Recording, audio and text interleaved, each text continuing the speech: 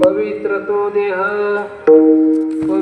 तो देह वाणी पुण्यवंत, जो वदे अच्युत सर्व काळ.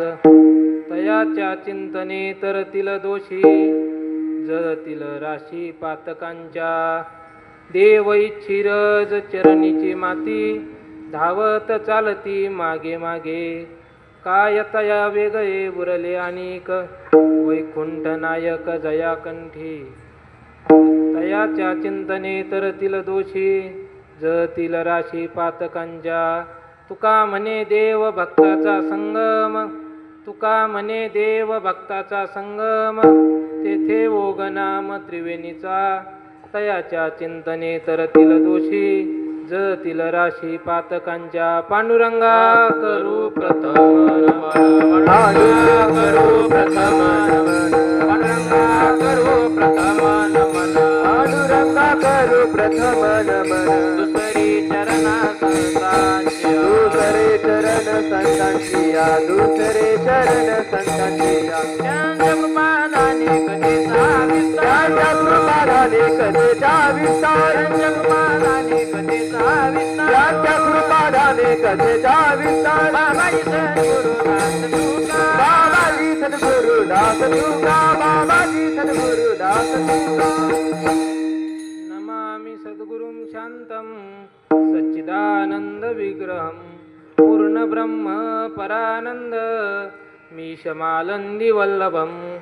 जयांचे केलिया स्मरण, होय सकळ विद्यांचे अधिकरण.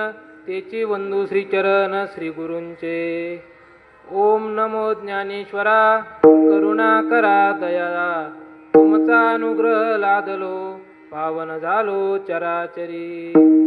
अधिष्ठान जेथे प्रतिष्ठान देखा, तेथे जन्मला तो गुणातीत एका. जयाचे निनामे चुके जन्म व्यथा, नमस्कार माझा श्री सद्गुरु एकनाथा. शरण शरण एकनाथ, शरण शरण एकनाथा, शरण एकनाथा, शरण शरण एकनाथा. पायी माता ठेविला, पायी माता ठेविला, पायी माता ठेविला, पायी माता ठेविला, पायी माता ठेविला, पायी माता ठेविला. शरण शरण एकनाथा, पायी माता ठेविला, पायी माता ठेविला, पायी माता ठेविला. शरण शरण एकनाथा, पायी माता ठेविला, पायी माता ठेविला, पायी माता ठेविला.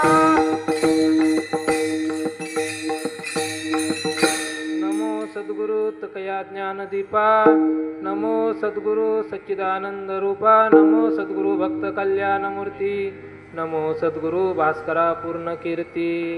ओम नमो शिवा आदि, ओम नमो शिवा आदि, ओम नमो शिवा आदि, ओम नमो शिवा आदि.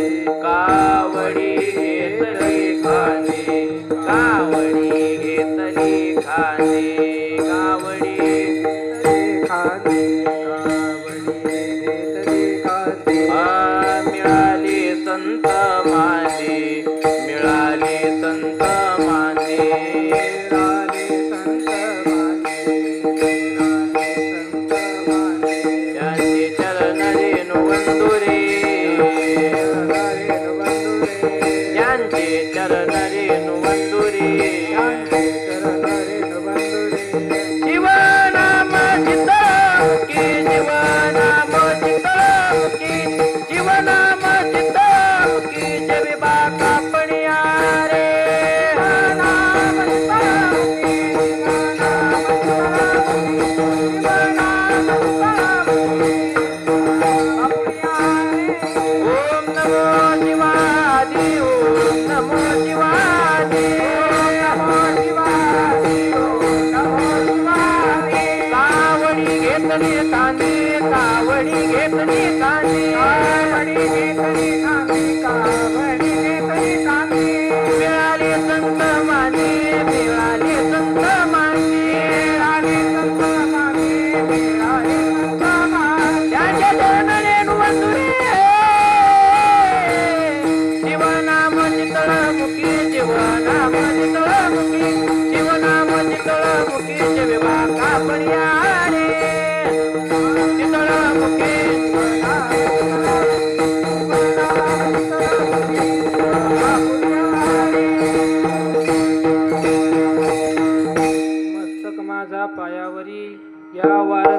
संतांच्या पवित्र तो देह वाणी पुण्यवंत जो वदे अच्युत सर्व काळ तयाच्या चिंतने तरतील दोषी जळतील राशी पातकांच्या प्रस्तुत कीर्तन रूपी सेवेकरता निवडलेला अभंग महान भगवत भक्त देहू निवासी श्रीमंत श्री जगद्गुरु तुकोबाराय यांचा असून या अभंगातून जगद्गुरु तुकोबाराय संतांचं वर्णन करतात. विठ्ठल विठ्ठल विठ्ठल विठ्ठल विठ्ठल विठ्ठल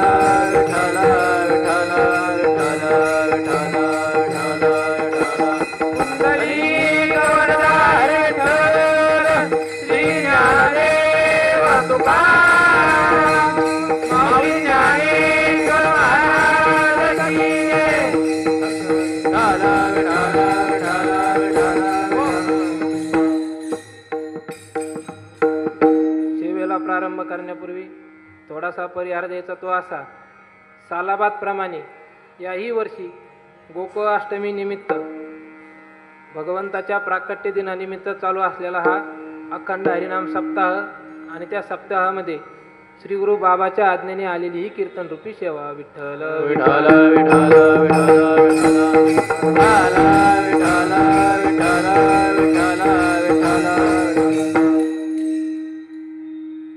भगवान पंढरीनाथाच्या चरणी श्री गुरु बाबाच्या चरणी नतमस्तक होतो आणि अभंगाकडे वळतो. विठ्ठल विठ्ठल विठ्ठल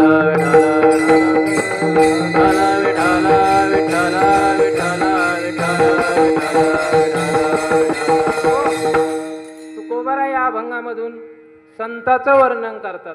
जे वर्णनीय आहे, जे पूजनीय आहेत त्यांचं तुकोबारा काय करतात, वर्णन करतात. पण या मनुष्य देहाला आलेले सर्वच जण काय नाही वर्णनी नाही, त्यामध्ये काही प्रकार पडतात. एक आहे तेजनीय, एक शोचनीय आहे, एक आदरणीय आहे, एक माननीय आहे आणि एक वंदनीय आहेत, पूजनीय आहे आणि तेच वर्णनीय आहे. विठ्ठल विठ्ठल विठ्ठल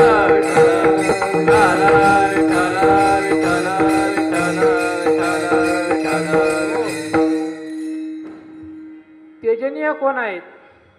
तेजनीय कोण आहे तर दुराचारी काय तेजनीय आहे. नारद महर्षी सांगतात दुःसंग सर्वथैव त्यज्य. दुर्जनाचा संग काय करावा, त्याचा त्याग करावा. तुकोबारायांनी सांगितलेलं आहे का दुर्जनाचा काय करावा, त्याग करावा. मग तो कोणीही असो, आपला बाप असो, आपली आई असो, भाऊ असो, तो कोणीही जरी असला आणि तो जर दुर्जन जर असला तर त्याचा काय करावा, त्याग करावा असं पुराणामध्ये सांगितलेलं आहे.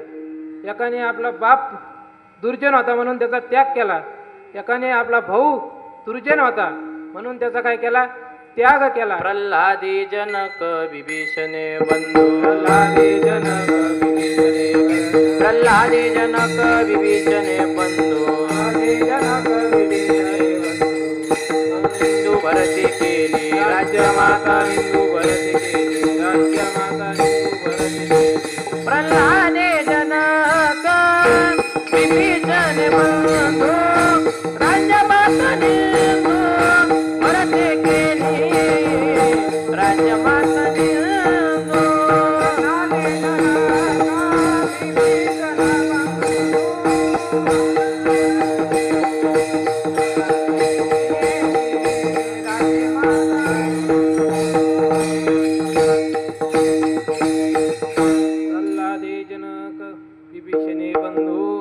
राज्यमाता निंदू भरते केली. प्रल्हादाने आपला पिता दुर्जन होता म्हणून त्याचा काय केला, त्याग केला. विभीषणाने आपला भाऊ रावण दुर्जन होता म्हणून त्याचा काय केला, त्याग केला. आणि भरताने देखील आपली आई दुर्जन होती म्हणून तिचा काय केला, त्याग केला. विठ्ठल विठ्ठल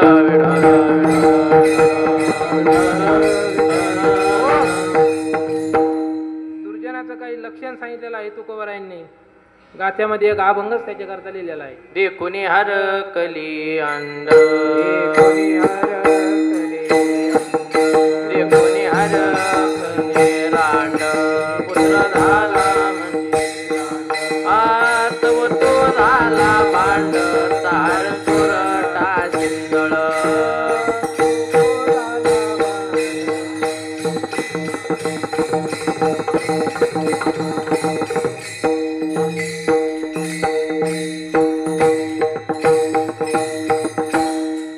हरकली अंड पुत्र झाला म्हणे रांड तव तो झाला भांड चहाड चोरटा शिंद. ह्या परीक्षा पास करायला लागतात दुर्जन होण्याकरता. दुर्जन कोण आहे तर तो चहाडी लावणारा, भांडणं लावून देणारा, भांडखोर, तो काय आहे दुर्जन सांगितलेला आहे. आणि त्याच्यापेक्षा अजून महत्त्वाचं लक्षण सांगितलं आहे तुकोबारायांनी का जा ये तिकडे पिढी लोका, जिकडं जाईन तिकडं लोकांना काय करतो तो त्रास देतो. म्हणून तुकोबाराय म्हणतात दुर्जन हा काय आहे तेजनी आहे, तेजनी आहे. तुका म्हणे मद्य पानाचे मिष्टान्न तैसा तो दुर्जन शिवू नये. त्याप्रमाणे दुर्जनाचा काय करावा त्याग करावा. हे झाला दुर्जन. दुर्जनाचा काय करावा त्याग करावा. दुसरा वर्ग आहे शोचनीय, त्याच्याविषयी काय करावा शोक करावा. पण कोणाविषयी शोक करावा तर तू शास्त्र सांगतं ज्यांना देह मिळालेला आहे, इतका सुंदर भगवंताने आपल्याला देह दिलेला आहे आणि त्या देहाला येऊन जर आपण भगवंताचं चिंतन जरा करीत नसलो तर आपल्या इतकं महामूर्ख दुसरा कोणी नाही. विठ्ठल विठ्ठल विठ्ठल विठ्ठल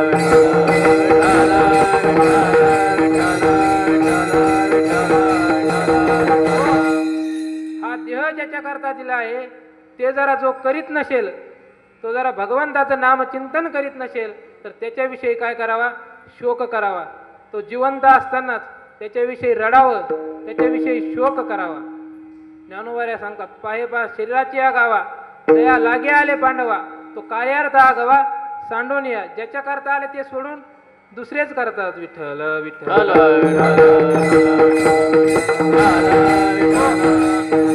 त्याच्याविषयी शोक करावा. तिसरा वर्ग आहे आदरणीय. कोणाविषयी आदर करावा जे आपल्यापेक्षा वयाने मोठे आहेत, ज्ञानाने मोठे आहेत, त्यांच्याविषयी काय करावा आदर करावा. तुम्ही म्हणता ते जर दुराचारी जरा असतील तर त्यांचा आदराने त्याग करावा. चौथा वर्ग आहे माननीय. त्यांना फक्त मानाचं असतं. जे नेते मंडळी असतात आमदार खासदार यांचा आदर नाही करायचा, यांचं फक्त काय करायचं मान द्यायचा असतो. ते फक्त माननीय असतात. विठ्ठल विठ्ठल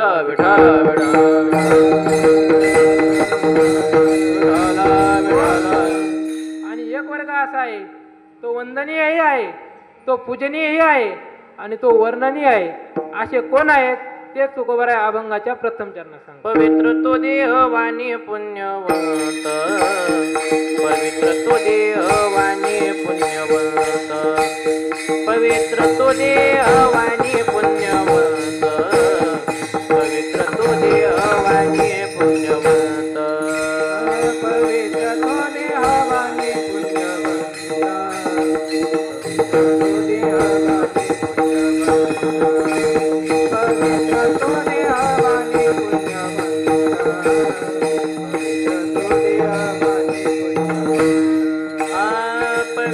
तो देह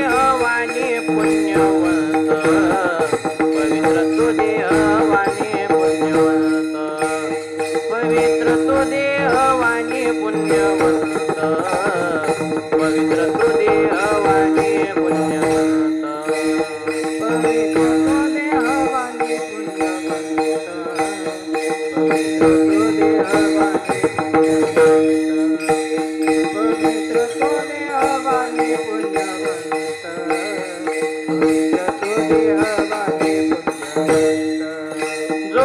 अच्युत सर्व काळ, जोवदे अच्युत सर्व काळ, तयाच्या चिंतने तरतील दोषी, तयाच्या चिंतने तरतील दोषी, तयाच्या चिंतने तरतील दोषी, तयाच्या चिंतने तरतील दोषी, जोवदे अच्युत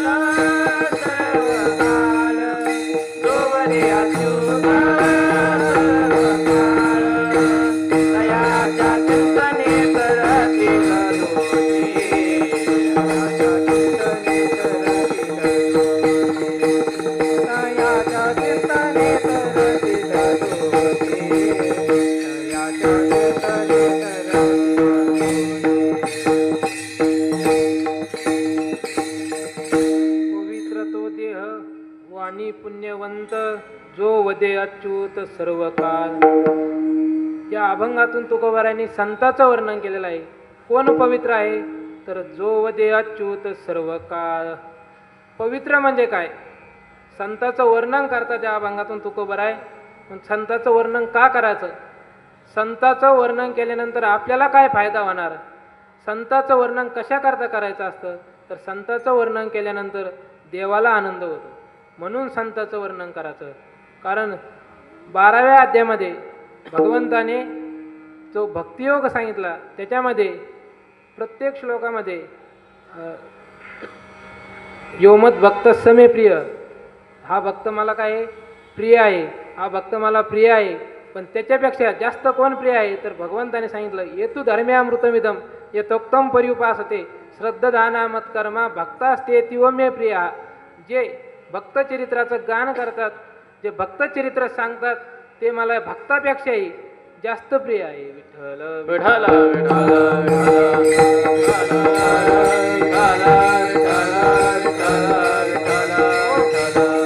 तेही प्राणा परवते आवडते मज निरुते. जे भक्त चरित्राते प्रशंसिती ते मला माझ्या प्राणापेक्षाही जास्त पवित्र आहे, प्रिय आहे असं भगवान सांगतात. म्हणून संतांचं काय करायचं? वर्णन करायचं, त्यांचं चरित्र गायचं.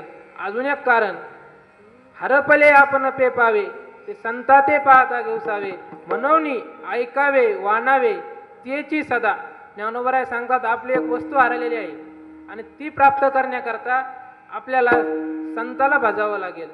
म्हणून तेच सदा त्यांचं वर्णन करायचं, त्यांचं सतत चरित्र काय करायचं? ऐकायचं. तुम्ही म्हणता कोणती गोष्ट हरलेली आहे आपली? अशी कोणती वस्तू हरलेली आहे तर आपलं आत्मस्वरूप हे आपण काय झालेलं आहे? विसरलेलं आहे. आणि ते संत प्राप्त करून देत असतात. नाथमहाराज सुद्धा सांगतात संताविन प्राप्ती नाही, संताविन प्राप्ती नाही, संताविन प्राप्ती नाही, संताविन प्राप्ती नाही.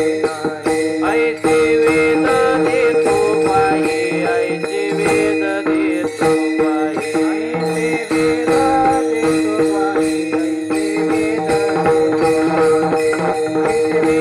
देतो पाही, ऐसे वेद देतो पाही. संत विन प्राप्ती नाही, ऐसी वेद देती वाही, ऐसी वेद देती वाही, ऐसी वेद देती वाही, ऐसी वेद देती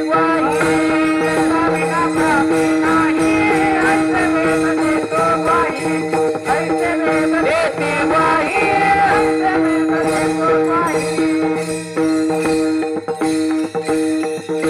संताशिवाय ते आपल्याला काय होऊ शकत नाही, प्राप्त होऊ शकत नाही. म्हणून त्यांचं काय करावं? वर्णन करावं, त्यांचं चिंतन करावं. तुकोबराय सांगतात पवित्र तो देह. तुकोबरायने या ठिकाणी संताच्या देहाला पवित्रता दिलेली आहे. तुकोबराय म्हणतात संताचा देह कसा आहे? पवित्र आहे. पण तेच तुकोबराय त्या देहाविषयी काय म्हणतात तर शरीर दुःखाचे कोठार, दुःखाचे कोठार, शरीर रोगाचे भांडार, रोगाचे भांडार, शरीर दुर्गंधीचे थार, नाही अमंग शरीराईचे.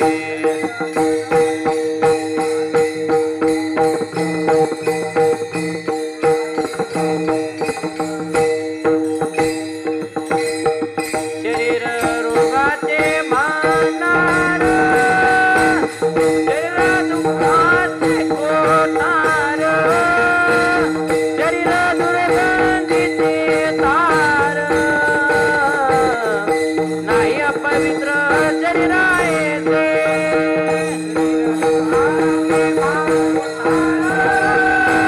शरीर रोगाचे भांडार, शरीर दुर्गंधीचे तार,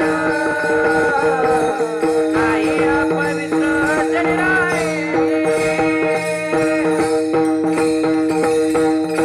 शरीर कसं आहे?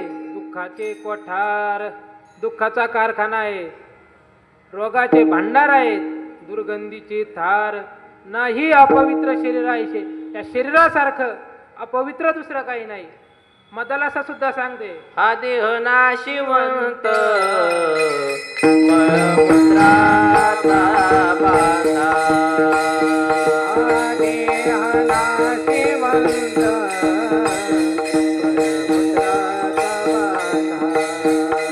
आवरी चर्म घातले रे अमंगळतेचा बाणा. आवरी चर्म घातले रे कर्म रव रव दुर्गंधी रे अमंगळतेचा बाणा. रव रव दुर्गती रे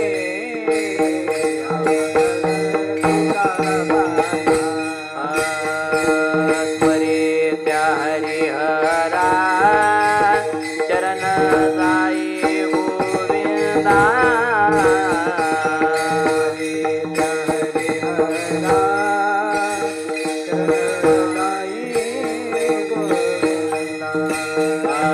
स्वरे त्या हरिहरा चरण जाई गोविंदा.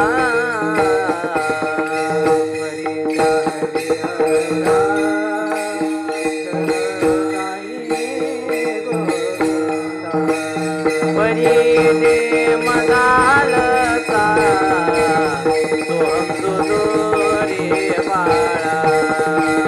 परी दे मदालता सोहम सुदोरे बाळा.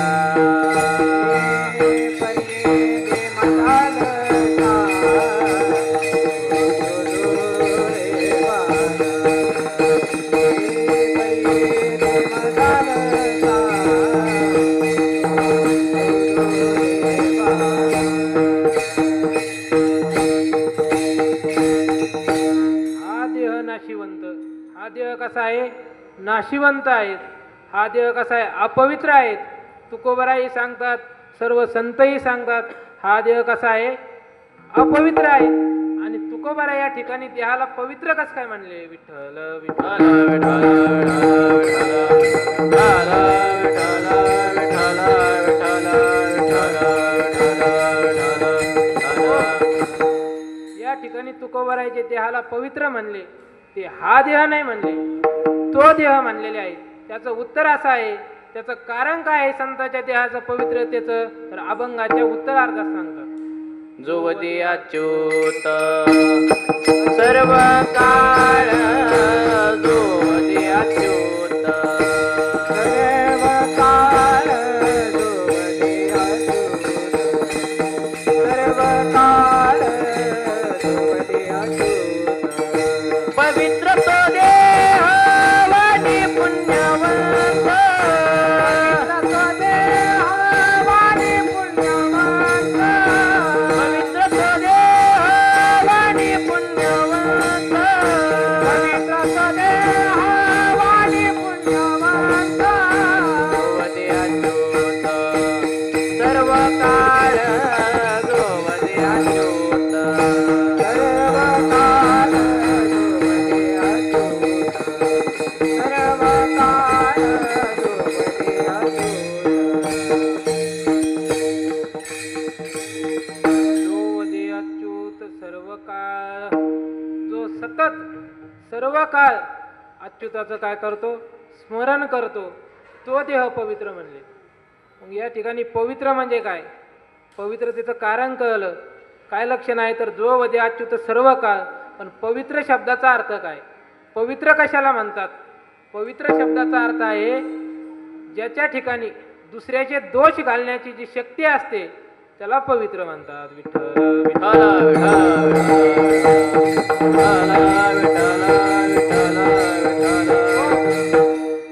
अनेक तीर्थाला काय म्हणलेलं आहे? पवित्र म्हणलेलं आहे. देव सुद्धा काय आहे? पवित्र आहे. तसे संतही पवित्र आहे. आणि त्या पवित्र असणाऱ्या वस्तूचं आपण जर स्मरण जरी केलं तरी आपले पाप काय होतात? नष्ट होतात. गंगेचं नुसतं स्मरण जरी केलं, वाचे म्हणता गंगा गंगा वाचे म्हणता गंगा वाचे म्हणता गंगा गंगा सकळ दोष जाते भंगा सकळ दोष जाते भंगा सकळ दोष जाते भंगा सकळ दोष जाते भंगा सकळ दोष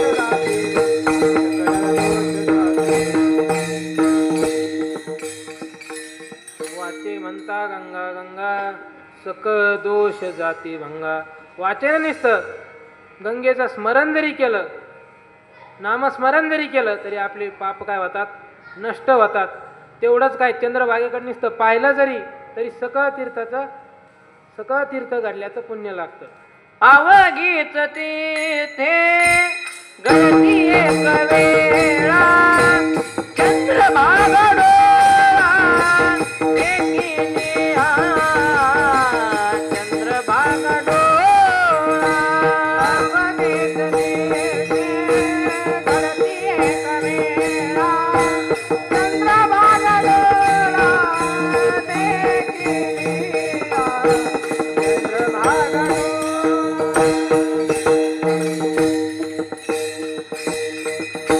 अवघीच तीर्थे घडली एक वेळा, चंद्रभागा डोळा देखलिया. चंद्रभागेला नुसतं पाहिलं जरी तरी सगळे तीर्थ काय होते, घडते. त्याचं पुण्य आपल्याला लागतं आणि मग त्याच्यामध्ये स्नान केल्यानंतर दोष नष्ट होणार नाही असं होईल का? चंद्रभागेत जरा स्नान केलं तर आपले दोष काय होतात, रानोरान पळतात. नामदेवराय सांगतात, चंद्रभागे करिता स्नान तुझे दोष पळती रानोरान. त्यामुळे तीर्थालाही पवित्रता सांगितलेली आहे. तसं संताच्या ठिकाणी काय आहे, पवित्रता आहे. संतही पवित्र आहे. भगवान श्रीराम ज्यावेळेस वनवासाला चालले होते त्यावेळेस दंडकारण्यामध्ये गेले. त्यांना ऋषीमुनीच्या आश्रमावर गेले. ऋषीमुनी भेटले. सर्वांनी भगवंताचं काय केलं, दर्शन घेतलं, नमस्कार केला आणि देवांनी त्यांना विचारलं, तुम्हाला काही त्रास आहे का इथे? तुम्हाला काही जर अडचण असली तर मला काय करा, तुम्ही सांगा. सर्व ऋषीमुनींना भगवंताला घेऊन गेले आणि भगवंताला घेऊन गेल्यानंतर एक ढीग दाखिला, पर्वता एवढा ढीग दाखिला. भगवंत म्हणे काय आहे? म्हणे हे हाडाचा काय होता, ढीग होता. हे म्हणे कोणी केलं, कोणाचे हाडं आहेत? म्हणे त्यांनी सांगितलं हे ऋषीमुनींचे हाडं आहे. जे ऋषीमुनी तप करतात त्यांना राक्षस काय करतात, त्रास देतात, त्यांना मारतात. ह्या त्या हाडाचा ढीग आहे. त्यावेळेस भगवंताने अशी प्रतिज्ञा केली होती, मी काय करीन, राक्षसरहित पृथ्वी करेल. आणि मग भगवंताने सांगितलं, ही प्रतिज्ञा केली, राक्षसरहित पृथ्वी करेल. अजून काही असलं तर सांगा बा, तुमचं काही त्रास असला तर अजून काही सांगा. त्यांनी सांगितलं, तिथं एक काय आहे, तलाव आहे आणि तो तलाव काय झालेला आहे, अशुद्ध झालेला आहे. त्याच्यामध्ये अनेक म्हणजे खराब झाला होता. तो तलावाचं पाणी प्यायच्या लायकीचं राहिलं नव्हतं. मग ते तलाव तुम्ही काय करा, शुद्ध करून द्या, नाही तर मग दुसरा तलाव करून द्या. भगवंत म्हणे हा जरा शुद्ध होत असला तर काही अडचण नाही म्हणे, आपण याला शुद्ध करू म्हणे. ते म्हणे चालतं म्हणे. पण त्या ठिकाणी मतंग ऋषीच्या आश्रमावर कोण राहत होतं, शबरी माता राहत होत्या. त्या भिल्लाच्या जातीच्या होत्या. म्हणून हे ऋषीमुनीचं एक असं मत होतं की हा तलाव जो आहे तो अपवित्र कशामुळे झाला, तर यांच्यामुळेच झाला, शबरी मातेमुळे झाला, असं त्यांचं मत होतं सर्वांचं. पण त्या भगवंताचं अनन्य चिंतन करीत होत्या, भगवंताची वाट पाहत होत्या. त्या शबरी माता देवाला एक क्षणसुद्धा विसरत नव्हत्या. मग भगवंतानी सांगितलं, त्या आश्रमावर जे शबरी माता आहेत त्यांच्या पायाचं तुम्ही काय करा, तीर्थ आणा, त्यांचे पाय धुवा, तीर्थ आणा आणि या तलावामध्ये टाका. सर्वांना वाटलं आता यांच्यामुळंच हा पवित्र झालाय. भगवान डबल सांगतात का यांचं तीर्थ आणा, हे कसं? पण देवापुढे कोणी काहीच बोललं नाही, कारण भगवान होते ते. त्यामुळे कोणी काही बोललं नाही. चला म्हणे, म्हणते तर आपण ऐकू म्हणे. त्यांचं जे त्यांनी सांगितलं होतं पाय धुवून आणा, त्यांनी काय केलं, शिष्यमंडळींनी पाय धुतले आणि शबरी मातेचं तीर्थ आणलं पायाचं आणि त्या तलावामध्ये टाकल्याबरोबर आश्चर्य असं आहे का त्या तलावाचं पाणी एकदम स्वच्छ झालं, जंतुरहित झालं, एकदम गोड अशा प्रकारचं पाणी झालं. हे कशामुळे झालं, तर हे संतांच्या ठिकाणी असलेलं जे पवित्र आहे त्या पवित्रतेमुळे त्या ठिकाणी असणारा जो दोष होता तो दोष काय झाला, निवृत्त झाला. विठ्ठल विठ्ठल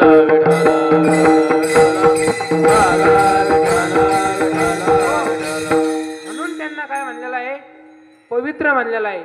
त्यांच्या देहाला त्यामुळे पवित्रता दिलेली आहे, कारण तो देह कोणाचा आहे, तर भक्ताचा आहे, भक्ताचा. म्हणून त्या देहाला पवित्र म्हणलेला आहे. आणि अजून भगवंतांनी तुकोबाराय म्हणतात, पवित्र तो देह वाणी पुण्यवंत. त्यांची वाणी काय आहे, पुण्यवंत आहे. या ठिकाणी एक शंका निर्माण होते, कारण देहाला पवित्रता दिली, त्यामध्ये वाणी आलीच. कारण देह आणि वाणी हे काही वेगळं नाही, वाणी देहाहून काही नाही वेगळं नाही. देह कशाला म्हणतात हो? सगळ्या अवयवाला मिळून देह म्हणतात. कान, डोळे, नुसते डोळे म्हणजे देह आहे का? नुसते कान म्हणजे देह आहे का? तर नाही. सर्व जे अवयव आहे ते सर्व मिळून काय होतं? देह होतं.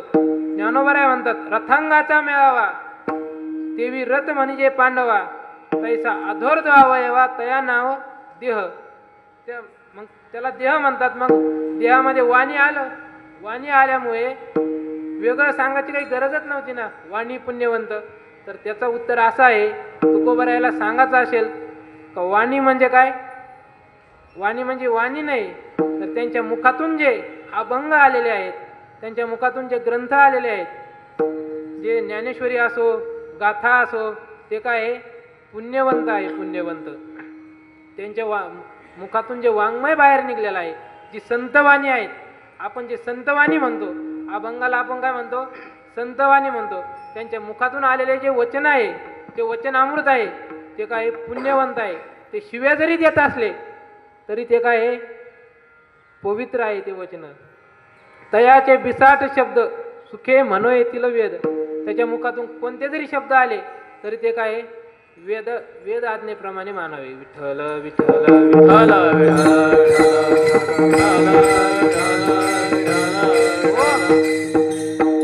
वाणी पुण्यवंत त्याकरता म्हणलेलं आहे. अजून एक कारण आहे, वाणी एक आहे स्थूल शरीर नाही, सूक्ष्म शरीर आहे.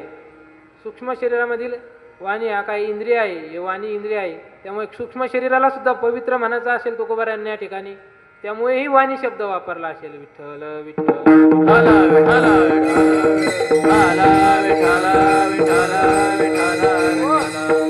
त्यांची वाणी का पवित्र पुण्यवंत आहे?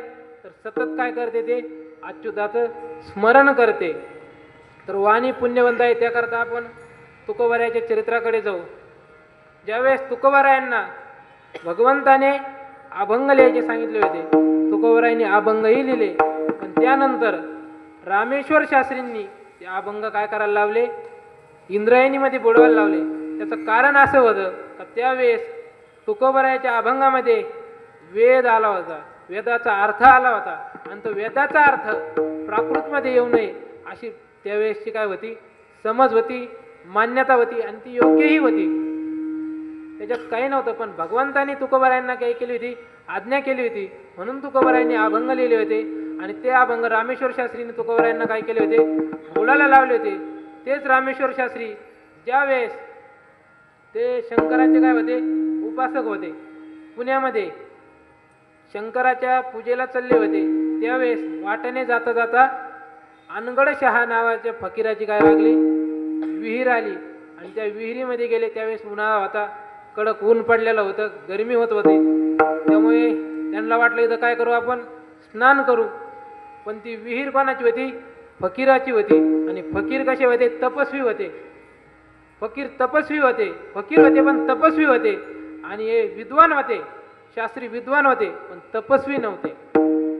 मग त्यांना सांगितलं, शास्त्री बुवा, या ठिकाणी तुम्हाला स्नान करायचं जर असेल तर तुम्ही काय करा? पाणी वर काढा आणि मग स्नान करा. शास्त्री बाबा म्हणे, तू कोण आहे म्हणे सांगणारा? पाणी वर काढा. नाही म्हणे, मी उडी हाणणार म्हणे त्याच्यात. ते म्हणे फकीराचा शाप लागन. काय शाप लागतो म्हणे फकीराचा? मारली शास्त्री बाबांनी उडी. आणि उडी मारल्यानंतर त्या फकीराचे शिष्य गेले आणि त्यांनी सांगितलं, कोई बम्मन आया है म्हणे, उसको हमने बोला इसमें उडी मत डालो, छलांग मत लगाओ छलांग. तो उसने सुना नहीं हमारा, फिर भी छलांग लगा दी. उन्होंने बोला उसको बोलना ऐसे ही डूबते रहो. असं म्हणल्यानंतर शास्त्री बुवा त्यांना सांगितलं, तुम्हाला शाप दिलाय म्हणे. ते म्हणे मला शाप? मग शास्त्री बुवा वर आले. आणि वर आल्यानंतर असा शरीराचा दहा व्हायला लागला त्यांच्या. असं शरीर जळाल्यावानी व्हायला लागलं. डबल पाण्यात गेले, डबल वर आले, तरीही तो दहा शांत व्हायना. मग शास्त्री बुवाला कळलं, हा काय जबरदस्त आपल्याला काय लागला? शाप लागला. पण त्यांनी सांगितलं, जा म्हणे फकीराकडे जा, त्यांना काय करा? शरण जा, माफी मागा. शास्त्री बुवा म्हणे, मी काही माफी नाही मागित म्हणे. कारण शास्त्री बुवा त्यावेळेस काय होते? तरुण होते. खूप अभिमान त्यांना झालेला होता, आपण शास्त्र शिकलेलो आहे, आपण पंडित आहे असा त्याचा. आणि त्यावेळेस राजांनी त्यांना काय केली होती, जहागिरीही दिली होती. त्यामुळे ते कोणाचं ऐकाना नाही. मग त्यांचा दाह शांत व्हायना. मग त्यांनी वाट कुठं धरली, आळंदीची वाट धरली. चालत चालत आळंदीला गेले. आळंदीला गेल्यानंतर आजन वृक्षाखाली जाऊन बसले. त्या ठिकाणी वेद घोकले, गीतेचंही पारायण केलं, भागवताचंही पारायण केलं, तरीही तो दाह काय व्हायना, शांत व्हायना. त्यांच्या डोक्यावर अशी एक भांडत धरलं होतं पाण्याचं, तरी तो दाह शांत व्हायना. मग शास्त्री बाबा काही सुसाना आणि त्यांनी अनुष्ठान केलं, माऊलीला प्रार्थना केली.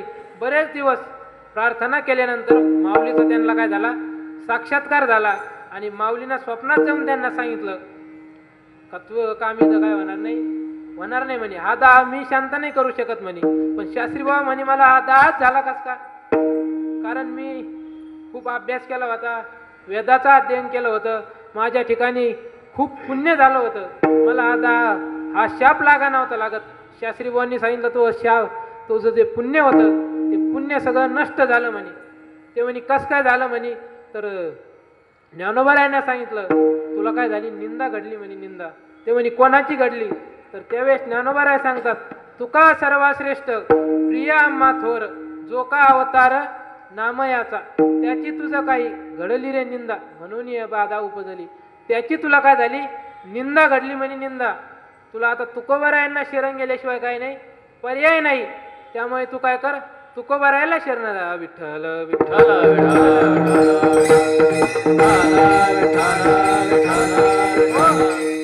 शास्त्री बाबा तुकोबारायांना शरण जायला निघाले. आणि शास्त्री बाबाचे काही शिष्य काय झाले, तुकोबारायांकडे गेले. त्यांना तुकोबारायाकडे पाठवण्यात आलं.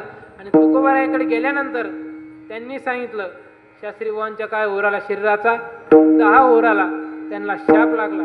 तुकोबारायांनाही खूप वाईट वाटलं. तुकोबाराय म्हणे अरे रे असं व्हायला नव्हतं पाहिजे, विद्वान ब्राह्मण आहे म्हणे, त्यांना असं व्हा नव्हतं लागत. तुकोबारायांनी लगेच एक कागद घेतला आणि त्याच्यावर काय केला, एक अभंग लिहून पाठवला आणि सांगितलं शास्त्री बाबांना म्हणा हा अभंग वाचा म्हणे. तुकोबारायांनी त्यावेळेस लिहिलं होतं चित्तशुद्ध तरी शत्रू मित्र होती, व्याघ्र न खाती सर्पतया. हा अभंग वाचल्याबरोबर शास्त्रीबाबांचा दाह काय झाला, शांत झाला. ही ताकद कशाची असेल, तर वाणी पुण्यवंत. विठ्ठल विठ्ठल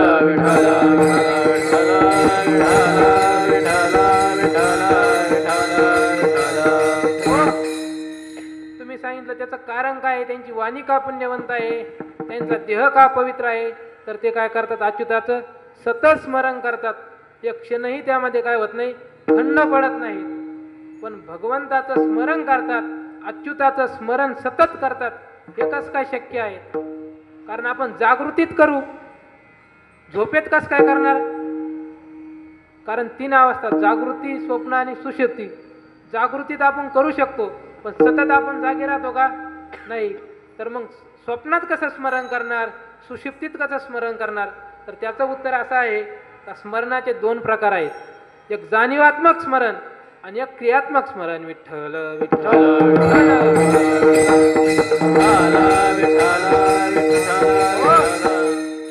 जाणीवात्मक स्मरण कशाला म्हणतात, तर त्यांना असं ज्ञान झालेलं असतं का मी देह नाही, मी कोण आहे, वासुदेव आहे, मी ब्रह्मा आहे, असं ज्ञान झालेलं असतं. आता आपलं नाव आपण कधी विसरतो का, कोणी आवाज दिल्यानंतर बाबा तुमचं नाव काय आहे, विशाल महाराज. तुम्हाला जर कोणी आवाज द्याला विशाल महाराज, लगेच तुम्ही हो म्हणता. तुम्ही झोपेला असले आणि झोपेतून जरी उठले, तुम्हाला जर विचारलं तुमचं नाव काय आहे, तुम्ही काय सांगता, विशाल महाराज. तुम्ही तुमच्या नावाचा कधी जप केला का, नाही. तुम्हाला त्याचं स्मरण आहे का नाही, जप न करता कोणी जरी आवाज जरी दिला, झोपेतून जरी उठला आणि म्हणलं विशाल महाराज, लगेच काय म्हणणार, हा मी विशाल महाराज आहे. असं जे स्मरण असतं त्याला काय म्हणतात, जाणीवात्मक स्मरण. आणि क्रियात्मक स्मरण कसं आहे, तर विठ्ठल विठ्ठल विठ्ठल असं म्हणणं, त्याला काय म्हणतात, क्रियात्मक स्मरण म्हणतात. विठ्ठल विठ्ठल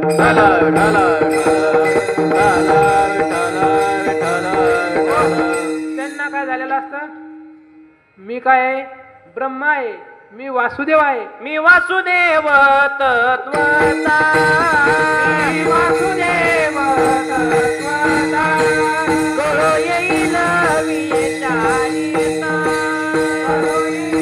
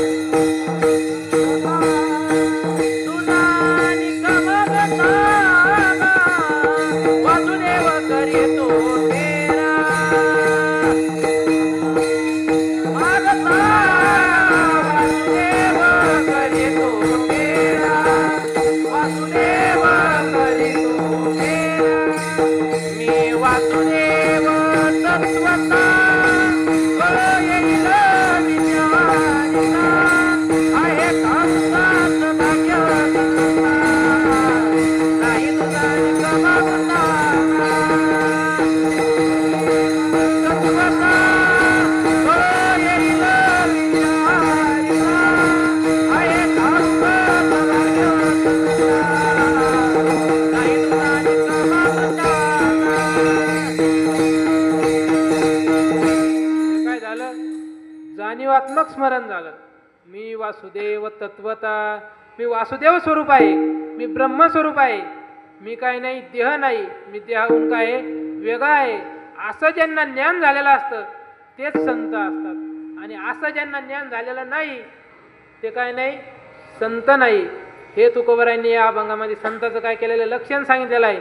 तुकोबरायांनी सांगितलं नाही संताचा देह पवित्र आहे, तुकोबरायांनी या ठिकाणी सांगितलेलं आहे जो वदे अच्युत सर्व काळ त्याचा देह काय पवित्र आहे. अनेक अभंगामध्ये तुकोबरायांनी हे लक्षण काय केलेलं आहे सांगितलेलं आहे. देववशे चित्ती त्यांची घडावी संगती असं लक्षण सांगितलेलं आहे. सामान्य शब्द काही वापरलेला नाही. आणि मग जे सतत अच्युताचं स्मरण करतात ते काय आहे पवित्र आहे. आणि क्रियात्मक स्मरणही संत करीत असतात. सतत त्यांचं नाम जप काय असतो चालू असतो. विठ्ठलाचं चिंतन सतत चालू असतं. ज्या वेळेस मंगळवेळेला वेशीचं काम चालू होतं त्यावेळेस ती वेशीचं कामामध्ये काय झालं ती वेश पडली ढसळली आणि त्यामध्ये काय झाले अनेक मजूर कामगार काय झाले दबून मेले गतप्राण झाले. त्यामध्ये चोखोबाराही होते. भगवंतांनी नामदेवरायांना बोलिलं. भगवंताच्या डोळ्याला पाणी आलं आणि नामदेवाला सांगितलं नामदेवा तू काय कर म्हणे माझा पितांबर घेऊन जाय म्हणे. देवानी स्वतःचा शालू दिला होता त्याच्यामध्ये काय कर चोखोबारायची काय घेऊन ये आस्ती घेऊन ये हाडं घेऊन ये म्हणे. नामदेवराय म्हणे देवा त्याच्यामध्ये किती जण मेले ते बी सांगता यायचं नाही म्हणे आणि त्याच्यात कुठं चोखोबारायची हाडं मी शोधू. देवानी सांगितलं ऐक म्हणे पहिले ज्या हाडामधून विठ्ठल विठ्ठल आवाज येईल ते हाड माझ्या चोखोबारायचं आहे आणि ते हाड तू काय कर घेऊन ये म्हणे. आणि आश्चर्य असं आहे नामदेवराय गेले प्रत्येक हाड घ्यायचं कानाला लावायचं ज्यामधून विठ्ठल आवाज येईल ते हाड काय करायचं घेऊन यायचं. अरे ज्यांचे हाड विठ्ठल विठ्ठल म्हणतात निर्जीव हाडं विठ्ठल विठ्ठल म्हणतात त्यांचं सतत स्मरण चालू राहणार नाही का? का म्हणून नाही जो वदे अच्युत सर्व काळ विठ्ठल विठ्ठल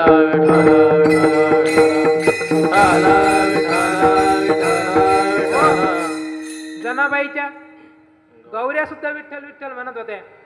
एकदा कबीर महाराज जनाबाईचा महिमा ऐकून जनाबाईला भेटायला आले दर्शनाला आले आणि जनाबाई कुठं होत्या तर गौऱ्या वेचायला गेल्या होत्या.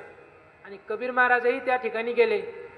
जनाबाईचं चालू विठ्ठल विठ्ठल स्मरण करीत काय करणं चालू होतं गौऱ्या चालू वेचणं चालू होत्या. आणि दुसरी बाई ही सुद्धा काय करत होती गौऱ्या त्या ठिकाणी वेचित होती. आणि जनाबाईंना वेगाने आपल्या गौऱ्या वेचल्या आणि मोठा ढीक तयार केला. आणि त्या बाईनं ती बाई वेचित होती पण तिला वाटलं काय झालं माझ्या गौऱ्या काय केल्या जनाबाईंना चोरल्या. तिनं आरोप केला कबीर महाराजाला म्हणे ह्या बाईनं माझ्या काय केल्या गौऱ्या चोरल्या म्हणे. जनाबाईला विचारलं चोरल्या का म्हणे. जनाबाई म्हणे नाही चोरल्या म्हणे मी चोरल्याच नाही म्हणे मी माझ्या गोळा केल्या. नाही नाही म्हणे चोरल्या म्हणे. ते म्हणे नाही चोरल्या. त्यांचं भांडण लागलं तिथं. आणि तिथं भांडण लागल्यानंतर कबीर महाराजांनी सांगितलं जनाबाई खरंच चोरल्या नाही ना. नाही म्हणे मग तुझ्या गौऱ्या कशा ओळखायच्या. तर जनाबाईने सांगितलं ज्या गौरीमधून विठ्ठल विठ्ठल असा आवाज येईल ती गौरी कोणाची आहे माझी आहे. आणि आश्चर्य असं आहे कबीर महाराजांनी गौरी घेतली आणि कानाला लावली त्या गौरीतून आवाज येत होता श्री विठ्ठल जय विठ्ठल विठ्ठल विठ्ठल असा आवाज येऊ लागला. त्यांच्या गौऱ्या जर विठ्ठल विठ्ठल म्हणत असतील तर ते सतत अच्युताचं स्मरण करीत नसतील का सतत. त्यामुळे क्रियात्मक स्मरणही त्यांचं घडतं. त्यामुळे जो वदे अच्युत सर्व काळ. आणि अशा महात्म्याचं जर आपण चिंतन केलं तर काय होतं अभंगाच्या याच्या चिंताने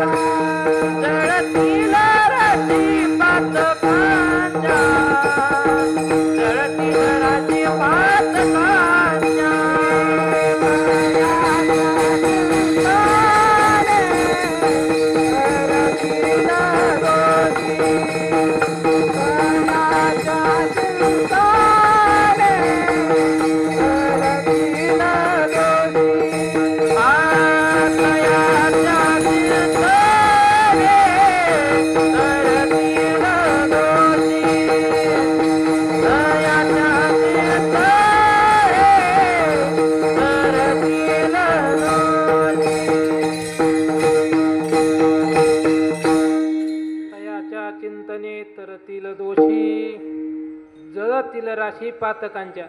त्या महात्म्याचं जर आपण चिंतन केलं, त्या संताचं जर आपण चिंतन केलं, तर दोषी तरतील. दोषी काय होतात? तरतात. आणि पातकाच्या राशी जळतील राशी पातकांच्या. त्या संताचं जर आपण चिंतन केलं तर काय होतं? तर तुका म्हणे पापे जाती संताची आज जपे. हा एक अर्थ. त्यांचं जर आपण चिंतन केलं, त्यांच्या नामाचं जरा चिंतन केलं, त्यांच्या रूपाचं जरा चिंतन केलं तर काय होईल? तर दोषी जे पातकी आहेत ते काय होतील? तरतील. आपले पाप काय होतील? नष्ट होतील. आणि त्यांनी जे चिंतन केलं, दुसरा अर्थ असा, त्यांच्या मुखातून जे चिंतन त्यांनी जे चिंतन केलेलं आहे, गाथा असो ज्ञानेश्वरी असो, त्यांच्या वाङ्मयाचं जर चिंतन केलं तरी काय होईल? तयाच्या चिंतने तरतील दोषी जळतील राशी पातकांच्या. आणि तिसरा अर्थ असा, त्यांनी जे चिंतन केलं, त्यांनी ज्या देवाचं चिंतन केलं, ज्या अच्युताचं चिंतन केलं, त्याचं जर आपण चिंतन केलं तरीही तयाच्या चिंतने तरतील दोषी जळतील राशी पातकांच्या. त्या संताचं जर चिंतन केलं तर काय होतं? तुकोबरायांचं नुसतं नाम जरी घेतलं तरी यम काय होतो? तुकाराम तुकाराम तुकाराम तुकाराम तुकाराम तुकाराम तुकाराम तुकाराम.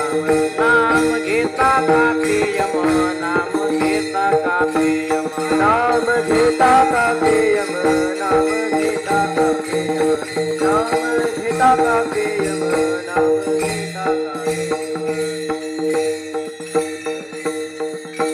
तुकाराम तुकाराम नाम घेता कापेयम. नुसतं तुकोबारायांचं नाव जरी घेतलं तरी यम काय होतो? थरथर कापतो. यम आपल्यापाशी येऊ शकत नाही, एवढी ताकद त्यांच्या नावामध्ये असते. ज्ञानाग्नीने पापे जळती ऐशी ज्याची आज्ञा. ज्ञानदेव ज्ञानदेव म्हणतात, ज्ञानदेव देतो. अखंड वदनी व देतो. वासुदेव वासुदेवची देतो. अखंड वदनी व देतो. वासुदेव स्वरूप होतो. ज्ञानोबरायचं नुसतं नामस्मरण जरी केलं तरी काय होतो? वासुदेव स्वरूप होतो तो. विठ्ठल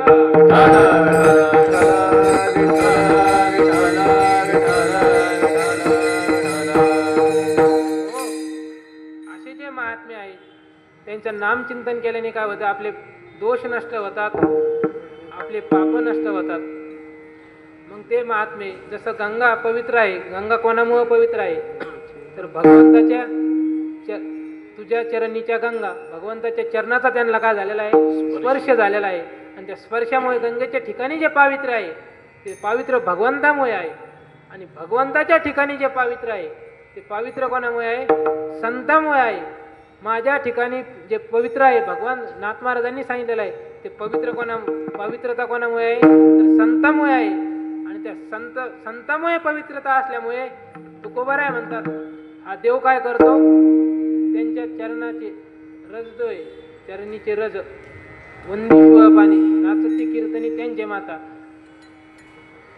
देव त्यांच्या चरणराजाची काय करतो? इच्छा करतो. अभंगाचे तिसरे देव इच्छे रज चरणीची माती, देव इच्छे रज चरणीची माती, देव इच्छे रज चरणीची माती, देव इच्छे रज चरणीची माती, देव इच्छे रज चरणीची माती, देव इच्छे रज चरणीची माती, देव इच्छे रज चरणीची माती, देव इच्छे रज चरणीची माती.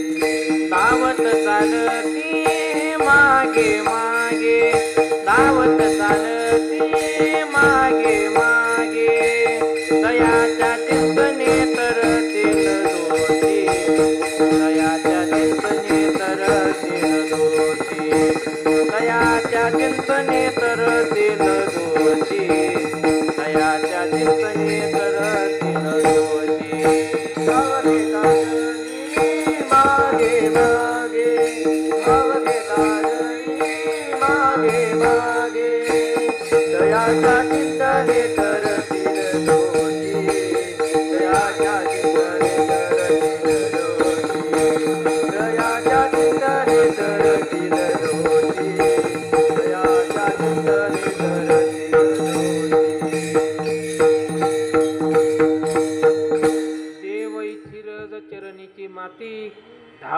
चालती मागे मागे. देव त्यांच्या चरणराजाची काय करतो? इच्छा करतो. कशासाठी?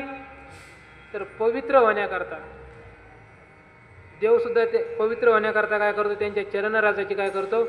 इच्छा करतो. त्यांच्या मागं मागं चालतो. धावत चालती मागे मागे विष्णू जोडी कर माथा रजवंदी हर. का? तर पवित्र होण्याकरता देव सुद्धा काय करतो? त्यांच्या चरणराजाची इच्छा करतो. आणि मग असे जे महात्मे आहे त्यांना काय वेगळं काही उरलंच नाही. कारण त्यांच्या कंठामध्ये त्यांच्या अंतकरणामध्ये कोण आहे? तर भगवान परमात्मा आहे. काय तया वेगळे उरले अनेक वैकुंठ नायक जयाकंठी. जयाकंठी वैकुंठ नायक. तया काय वेगळे उरले आणि काय वेगळं उरलं? कंठी नाम अंतकरण. ज्यांच्या अंतकरणामध्ये कोण आहे? भगवान आहेत. साठविला हरी ही हृदय मंदिरी. त्यांच्या अंतकरणामध्ये देव असल्यामुळे, त्यांच्या हृदयामध्ये देव असल्यामुळे त्यांना काही वेगळं काही उरलत नाही. सगळीकडे त्यांना काय झालेलं आहे? भगवान परमात्मा ओतप्रोत भरलेला आहे. विठ्ठल जयस्तई भरला लिता ठाव नाही उरला. अशा प्रकारचं त्यांना काही वेगळं उरतच नाही. मग असे जे महात्मे ते या शरीरामध्ये काय झालेलं आहे? त्यांचा त्रिवेणी संगम झालेला आहे. ते तुकोबरा अभंगाच्या शेवटी. तुका म्हणी देव भक्ताचा संगम. तुका म्हणी देव भक्ताचा संगम. तुका म्हणे देव भक्ताचा संगम. तुका म्हणे देव भक्ताचा संगम. तुका म्हणी देव भक्ताचा संगम. तुका म्हणी देव भक्ताचा संगम. तुका म्हणे देव भक्ताचा संगम. तुका म्हणे देव भक्ताचा संगम. तेथे ओघनाम त्रिवेणीच्या. तेथे ओघनाम त्रिवेणीच्या. तेथे ओघनाम त्रिवेणीच्या. दयाच्या चिंतने तरतील दोषी. दयाच्या चिंतने तरतील दोषी. तेथे ओघनाम त्रिवेणीचा. तेथे ओघनाम त्रिवेणीचा. तेथे ओघनाम त्रिवेणीचा. दयाच्या चिंतने तरतील दोषी. दयाच्या चिंतने तरतील दोषी. जळतील राशी पातकाच्या.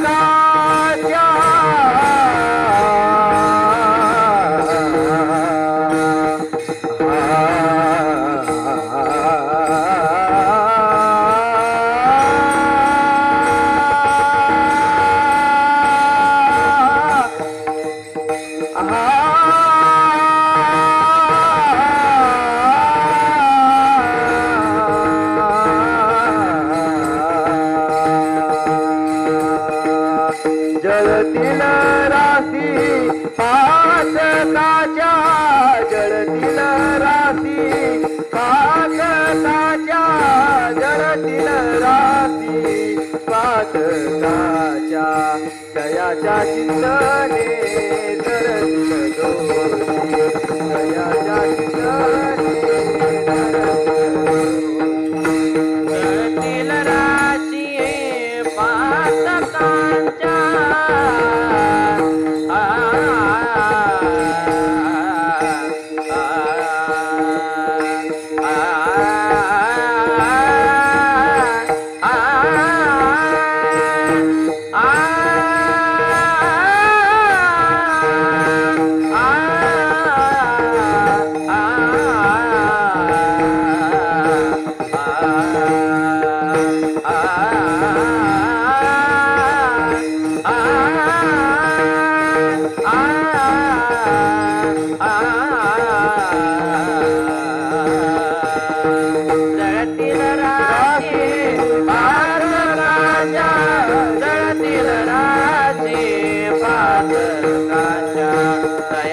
चिंतने तरतील दोषी दयाच्या चिंतने तरतील दोषी